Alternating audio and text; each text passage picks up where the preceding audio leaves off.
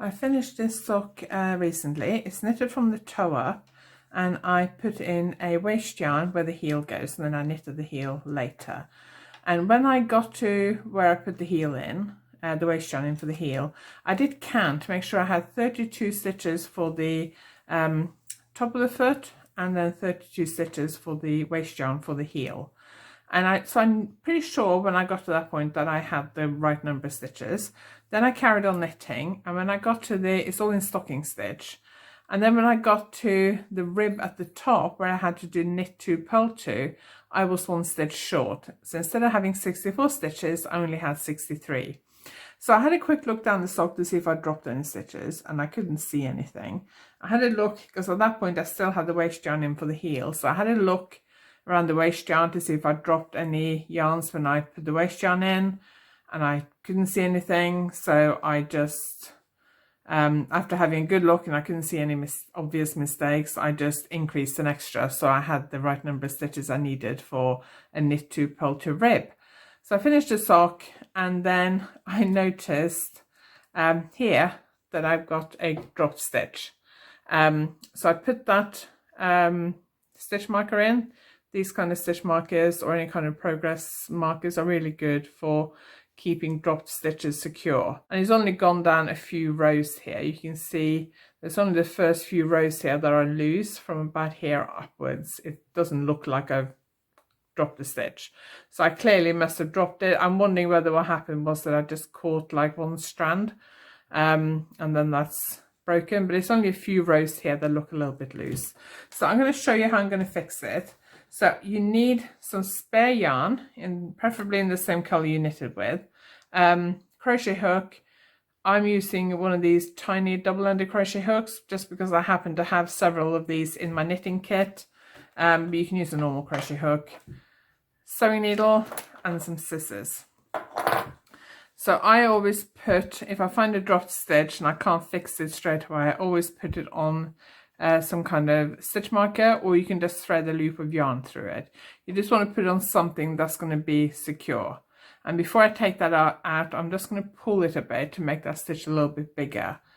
One thing you want to avoid doing when you have a loose stitch or a dropped stitch and you haven't got it secured is you don't want to pull on the fabric like that, because if you drop a stitch and you pull on the fabric, it'll run down. So you don't want to do that. So I'm going to take this out, but before I take it out, I'm just going to pull on the stitch a bit just to make sure the stitch is a bit bigger so it doesn't run down any more than it already has. Take my marker off. So the first thing I'm going to do is I'm going to try and pick that stitch up a few rows. If you don't know how to pick up a drop stitch, that really is one of the first things you should learn when you learn to knit. After learning how to do the knit stitch and the purl stitch and casting on and casting off, the next thing you really need to learn is how to pick up a drop stitch, because it will happen. So I got my stitch here. If you have this stitch so this facing you and it makes like an archway, if you put your crochet hook in with the hook pointing up towards the ceiling, it makes it really easy to just pull each strand through the stitch without having to rearrange your hook. So if I just put what I tend to do is I just put my finger in here just so I can see each individual strand, because each one of these strands is a row. Now if I take the hook through with the hook bit pointing down and then I pull that through the stitch, my hook is then twisted, so then I have to take the hook out and put it back in before I can do the next stitch. Whereas if I have the hook pointing upwards, I can just go in. I do have to angle the hook slightly to get it through the stitch, but it's still pointing, the hook's still pointing upwards, so I can then just go into the next one. That was 2, pull it through, and then next one. Hang on.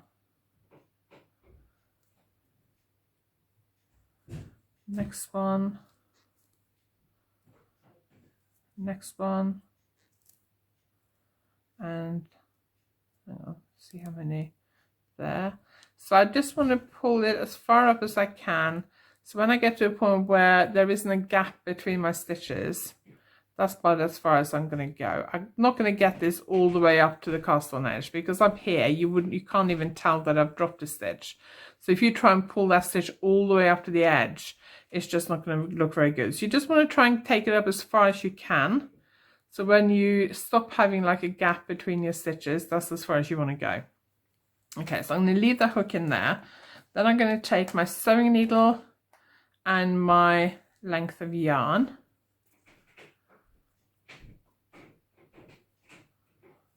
And then I'm just going to put my needle through that stitch.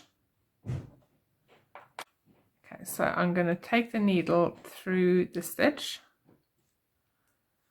And I just want to pull, you don't need as much yarn as I have really, but I'm just taking the yarn through the stitch, you know, like that. And then depending on what kind of needles you have, if you have like a normal sewing needle, then you can just do this one thread at a time. But because I've got a needle with this really big, well, you can see it. You see I have this really big loop. I'm going to do them both at the same time. I'm actually going to just cut this thread a little bit shorter because it is a little bit long. Okay. So normally if you have a normal sewing needle, you can do this one at a time. But if you've got a needle that's with the eye big enough to put both strands through, you can do it just both strands. So at the same time. So you want to just put thread the strands onto the needle. So you've got the strand going through the stitch, so that makes the stitch secure. Because this is all grey on grey, it's a little bit difficult to see. And then, so that is the stitch. That's the stitch that I'll put my needle through. So I want to go in through the fabric at the base of that stitch really. And then let me just show you what that looks like on that side. So it's here, so you can see it. It's not completely invisible, but you know, these are socks. Okay, so I'm going to turn my sock inside out. Just be careful when you do this so you don't accidentally pull on one of these strands. So that's basically, I pulled the stitch through to the inside there, and then I got these two strands. So now I'm just going to weave these two ends in like normal. And normally when I do it like this, I'd weave the ends in a little bit further than I might normally do, just to make sure that it is secure. So I'm going to just take one end one direction. So what I do is I just find a row of stitches, and then you've got bumps that go along the top like that, and then you've got bumps that go along the bottom like that. So choose the top row or the bottom row, it doesn't really matter. And then I'm just going to go along, and because this is like grey row and a colored row, it's a little bit easier to see where I'm going. Hang on, there we go. So try and see if you can stick in this straight row. Oh, sorry, it didn't knock my tripod over there. What I quite often do is I'll go in through several stitches at the same time. Okay, I keep trying to knock my tripod over because I basically, when I film, I have my arms around a tripod, and because I was trying to lean forward to see down the side of the camera to see what I'm doing, I then bent my head forward and knocked into the tripod. So let me just, so normally I might go like, I don't know, 6 to 8 stitches. In this situation, because we have a loose stitch, I go a little bit further. So I don't know, about that far.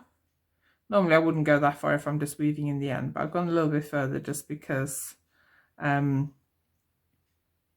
this is a loose stitch, so I don't want this to come undone. And then I just go back a few stitches. So normally I might go, say, over 8 stitches and then back 4, but with this, because it's a loose stitch, and if that comes undone, then that stitch could run down further, and I don't want that. I've done a little bit more than I normally do. Okay, so that's where I started. So I went all the way across to there, then I went back just over halfway. And then I'm going to do the other thread, and what I didn't realize I'd done is I had used quite a long tail on this side, and I've left myself a very short tail on that side. So I'm going to see if I can make that tail a little bit longer, because otherwise it makes it very difficult. There we go. Okay, so that makes it, giving myself a slightly longer tail now, still not that long. Okay, so we're going to go, what I normally do is I go put the needle into several stitches in one go. I just find that easier, especially if I have a short tail, so like that, and then I can just put my yarn into the eye of the needle.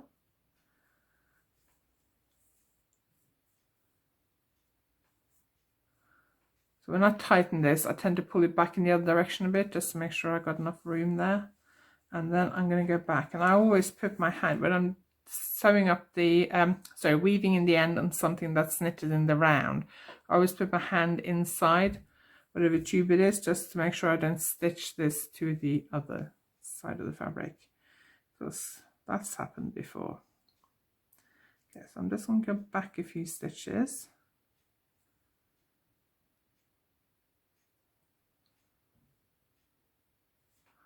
There we go. Put my needle in, put the yarn into the needle, and then pull it through. Okay, so what I tend to do is I just tighten that a bit, and then I just stretch the fabric just to make sure it's not too tight. And then I can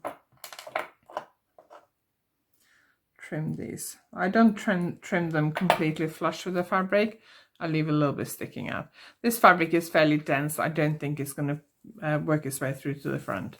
If you have a looser fabric, then the end may then work its way through to the front, which obviously you don't want. Okay, so let's see if I can work out where it was. Use this side, right. So I can see it. It was there. So you can see where I've done the fix. So it was this stitch here, and this is where I've gone through to the back. So you can see it, but you know, it's a pair of socks, it's on my feet.